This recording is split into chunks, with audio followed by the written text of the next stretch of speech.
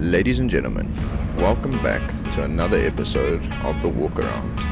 Grab your popcorn, get some drinks, and enjoy the show. This thing is super snazzy, I must say. Oh, wrong key. I know we're doing things differently, guys, but I just saw this thing and I was like, start the camera. Because this thing is absolutely snazzy. Look at that, ladies and gentlemen. Alright, let me get it into the photo bay. We can get things rocking and rolling, but you guys are going to be spoiled. I'm giving you a startup at the beginning of the video.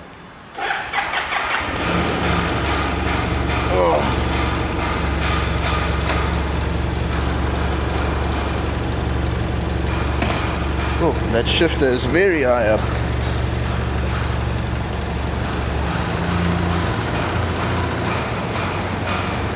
Ooh.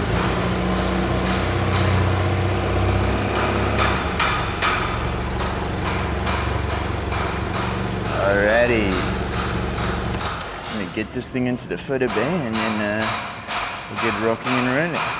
Alrighty guys, what's up and welcome back to episode 15 of, or could be 14 or 15 of season 3 of The Walk Around. And today guys, we have this beautiful 2016 BMW F800 GS. So we very much so are keeping along with the previous episode.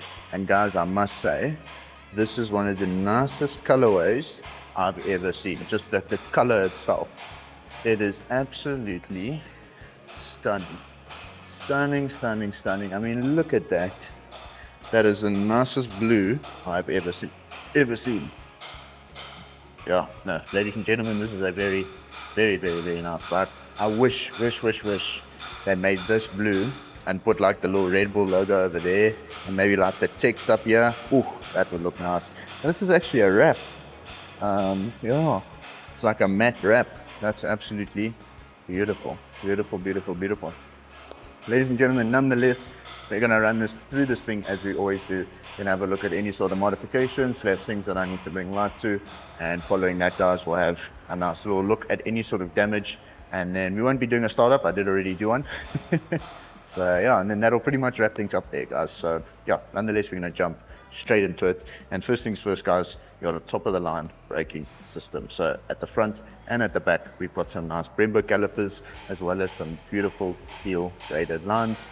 Super nice to see that. Again, top of the line braking systems out there. Super nice to see it on the bikes coming stock. And then you guys will see up front here, this is more so actually just to protect your lights, because these lights, believe it or not, are actually quite pricey. So you need this to protect it from those rocks and stones and etc. So yeah, nice to see that on there. We do have some little aftermarket indicators. I think they're just a little bit more minimalistic compared to the originals. But yeah, those actually look super nice on there, I must say. As always, guys, you're going to see this on a lot of your adventure bikes nowadays, especially the newer ones. They're coming out within stock. Is those nice little cages. So if you do drop the bike, these are going to do a lot of protection, or are going to be doing a lot of protecting, should I say, and just keeping all of that in good nick. But yeah, we will have a look at any sort of damage. We'll see if it's been dropped. There's a few telltale signs that I use to kind of just deduce what's actually happened. And then, yeah, you guys will have an idea of what's going on in that department. But yeah, nonetheless, super nice to see that on the bikes nowadays. No sort of lever guards or anything like that. We've got stock levers. We do have little bar ends, but these do not, no, they're definitely not stock. I mean, the grip is basically shaped to fit it in there. So yeah, nice to see nice little bar ends. Again, it's just a little bit of extra protection, protecting those levers and those grips and so on and so forth. Otherwise, I don't think there's actually much going on here, guys. I must say, GS's tend to be, or adventure bikes tend to be some of the most modified bikes out there. So I think in comparison, we don't have a lot going on. But as you guys will also see, we've got this nice little, it's not really a top box, it's like a top bag. But yeah, you can fit a decent amount of stuff in there. Let me just show you guys. There you go. Yeah. I don't know what you can actually fit in here, but a decent amount. I'm not saying it's useless, but you can't put a helmet or anything in here. I'm actually just going to close that up. And then, yeah, you guys will see we've also got some little baggies on the side here. Super nice. But these here, if I'm not mistaken, are actually for, yeah, so your saddlebags will actually mount here. And yeah, so you can get some nice little saddlebags for it. Yeah, I haven't seen this before. I would recommend just a normal top box, but I imagine this is actually a little bit lighter, or probably a lot lighter, should I say.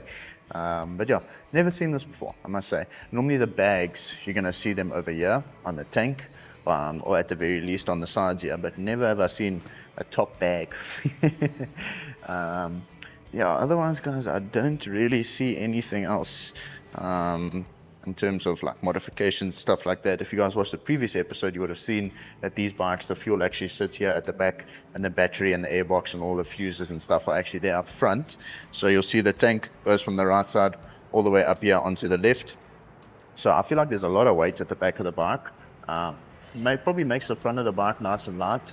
But yeah, I don't really know how that would affect, you know, the ergonomics of the bike and how it rides and stuff like that. So yeah, that will be something interesting to look into for sure. Yeah, otherwise, guys, only other thing I can mention is that it's got a beautiful, beautiful, beautiful wrap on it. I mean, this color is just absolutely stunning, stunning, stunning, stunning. I want to like get a sample. You just like peel a little bit now. I need a little sample of this because it's absolutely stunning. I love that shade of blue and with the matte. You know, I've never been a fan of the matte colorways, but this is looking absolutely snazzy, snazzy, snazzy. But yeah, guys, I think that's about it, eh? We're going to just jump straight into any sort of damage that we've got going on here and there.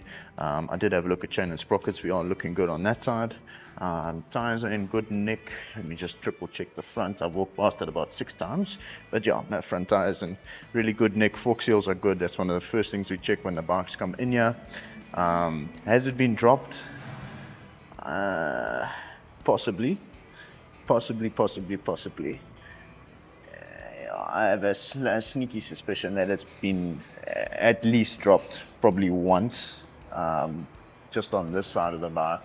You can see you've got a little bit of damage here, and also over here on this brake lever. So I think it's been probably just laid down on this right side. You know, it is an adventure bike, so it is something that you can kind of expect. And then you'll see just a little bit of scuffing there, and on this saddlebag mount. So yeah, it's at the very least been tipped over. Yeah, as I said, it's an adventure bike.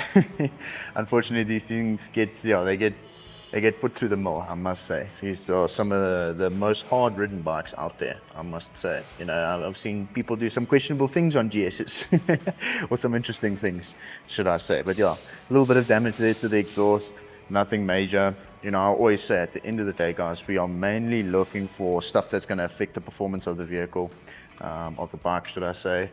Again, over here, just some scuffing. So yeah, you know, it's definitely been dropped once or twice. But, you know, it's not to say that, oh, it bike doesn't work or whatever the case is. You know, it's working perfectly fine. I literally rode it, yeah.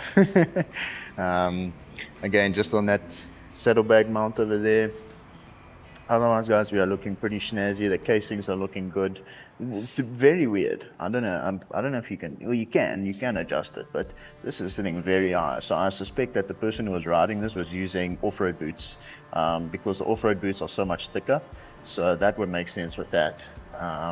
But I mean, even like normal everyday riding boots, you won't need to shift that up that much to get your foot under there comfortably. But yeah, I'll definitely adjust that. Just bring it a little bit lower. It's just going to make it nicer.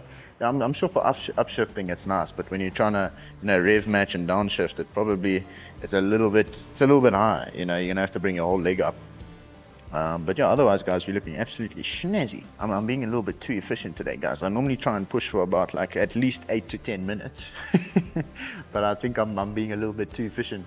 There you go. There's also a little bit of damage on that windscreen there, you know, and that's why I just like to come and have a million. I walk around this thing probably like close to 20 times when I'm recording these videos, because I'm just trying to find everything, you know, where there's modifications or damage or anything like that.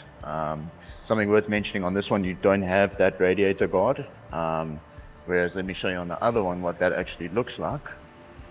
Because yeah, it's definitely something that I would recommend getting. You'll see over here, you got a nice little radiator guard there, so yeah, that's definitely something that I would look into. These are literally the exact same bikes, this one and the other one. Well, no, actually they're not. This one's got a bigger tank, so yeah, I'm not too sure what the exact spec difference would be, but yeah, This one's super nice. I like this one. Hey, baby jacks, baby jacks. Yeah, guys, really, that's there's nothing much else for me to mention other than the fact that we do have the adjustable rear shock there, so you can just make it a little bit softer or stiffer depending on what luggage and pillion you have on there. And then obviously you'll see that the whole chain and sprocket setup was all on the right side of the bike as opposed to being on the left. Why? I don't know. That's how it worked out for BMW. They are very special.